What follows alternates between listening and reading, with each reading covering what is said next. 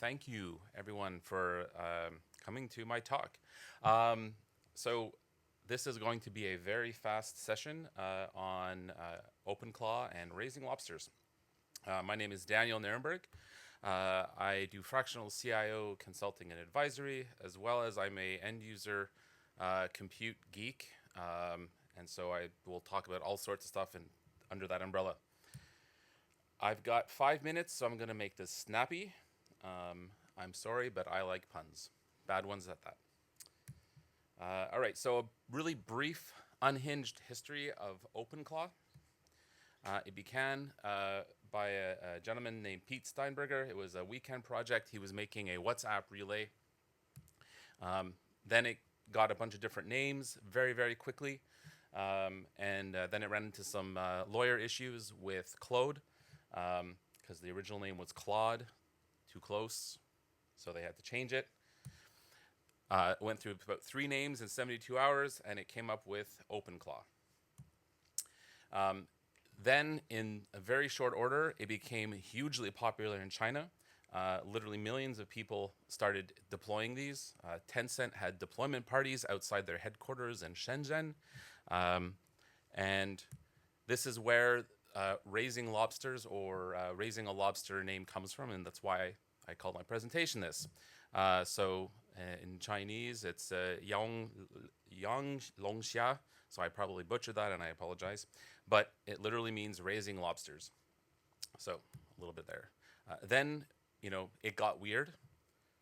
The lobsters built their own social network full of AI agents where only AI agents could post. 1.5 million joined in 48 hours. So this started sort of blowing up all over social media, the human one and the non-human one. Weird things like they started a religion. One helpful lobster had his pull request rejected by a human. The policy rejection or the rejection reason was human not in the loop. So I think that's a good thing. Unfortunately, the lobster did not. So he wrote a hit piece about him and posted and flooded the user's social media complaining. This all led to a whole bunch of people getting really excited about OpenClaw and led to what I call the Great Mac Mini Heist. As Mr. Cook said in the Q2 report, we're sold out of Mac Minis, and it looks like we're going to be that way for a while. So, why was that happening? And unfortunately, why is the cost going up now? Is it because the Mac Minis can run those big models? I don't know about that. They have this nice local memory architecture, which is great for LLMs. Yeah, sure. No cloud bill. Maybe if you get a bunch of them in a closet somewhere. Is it cheaper than NVIDIA? Maybe not now. So why can't you buy a Mac Mini right now? Because they're all occupied by lobsters, and they've become the first sort of low-cost boundary for OpenClaw. So really what it is that everyone said, hey, I need a small, compact computer that I could put somewhere in a closet that doesn't heat up too much, and I can run my LLM in a nice containerized physical thing. And the Mac Mini just became a very natural device for this, and everyone started running out and buying them around the world. So this is why no one can buy a Mac Mini, and your back order is, I don't know what, weeks and weeks now. So I raised my own because I wanted to jump in with all the fun. The 4 things I set up on my Mac was the gateway service, which is basically just the intermediary service that connects with the LLM, whether that's running locally, whether that's it was Claude at one point. It could still be Claude if you want to pay by the token, but now a lot of people are using Codex because it's less expensive if you want to do it at home. I use Slack as the interface. The reason I use Slack is because then I could let other people talk to the bot very easily. So you can just log into a Slack channel and you can talk to my lobster and you can say things like, hey, that cool thing that you were doing or that cool project they're working on, can you change the button to red? And it goes and does it. And that was easy for me, and it was you can also connect it to things like iMessage, Telegram, and all sorts of different chat engines. I gave my bot a name. I called it Alexander Auto. I also created a user account with very low-level permissions across my tenant. So basically, I treated it like a junior developer who didn't know what it was doing. And I basically said, here are the permissions you have. You have an email account in Outlook. You have all of the various things that someone might have who was doing basic work. But I, basically set them up on their own dedicated Mac as well, right? So it's, that's the thing. It logs in. It uses its own account. It uses all of its own stuff, and it doesn't, it can't even escalate in some cases out of the user context. So be clear with boundaries, right? The reason why we have the Mac and the reason why we have all these different tools around the LLMs is because we want to essentially treat the LLM like a bit of like water. We want to pour that water into a glass or into a structure that has a shape, and that shape is your boundaries. And that's what the Mac Mini is for, and that's what all the rest of the stuff is for. So GitHub is one of my other control planes and one of the other boundaries. I use GitHub to basically store all the stuff that I want the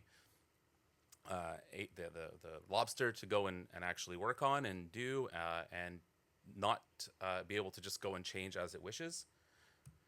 So I control everything by PR, right? I protect all of my, turn on branch protection on any project right away. Make sure that the OpenClaw or the LLM can't go in and just change things to code, make changes to code. We want to make sure that doesn't happen. I also use GitHub Actions to run lots of tests. So that's, again, like kind of my hard deck, where basically the LLM can't go and make changes to tests without itself making PRs to the tests. So that prevents bad things from happening because my GitHub Actions keep that in check. All of the rules and the changes are also controlled by PR, right? So as I built out my pipeline, I made sure that everything was controlled by source, right? Everything's controlled by a PR. So the LLM can do whatever it wants on the computer. I give it a lot of freedom on the Mac Mini. I give it an account where it can do a lot of stuff, but everything else around it is layers of controls and boundaries. I talk to it like a manager. So the way that I communicate, the way I prompt, is I basically tell it kind of what the outcomes I want, right? That's generally the direction a lot of this stuff is going. When it comes to creating agents, I try to define a kind of a narrowly defined agent so that we minimize the overall context required to get that agent up and running. And I spin up, and I kind of, every time I'm working on something, I say, okay, I want an agent. And now I've gone to the point where I spin up an agent and I scope it specifically to that project. So if I'm working on my app, I'll say, hey, for this app, I want an agent that does design, or I want an agent that does testing, that really only has the context for that app. And I found the more narrow you go with the agent, the better results you get. And finally, the LLM, the Lobster today said it wasn't going to get itself into the debate as to which bagel shop is better, St. Viator or Fairmount, but I will. It's St. Viator, and either one is better than a New York bagel any day. So finally, I'm just going to leave you with good practices, not best practices, because I have no idea if these are going to be best in 4 weeks from now. So least authority first, where work already happens, so as close to the work as possible with your LLM. Give it durable instructions, like stuff that it can work off of, and good context. One job per personality, so don't try to get, again, don't inject too much into context. Boards over vibes, so by that, like, put everything onto a nice Kanban board or a management board so you can see what's happening, and design for failure. So basically, write lots of good tests. Make sure that the testing is there so that you don't end up, with your LLM going off and doing something it shouldn't be doing. And basically, don't make the Lobster too powerful. Raise it so it behaves. Thank you.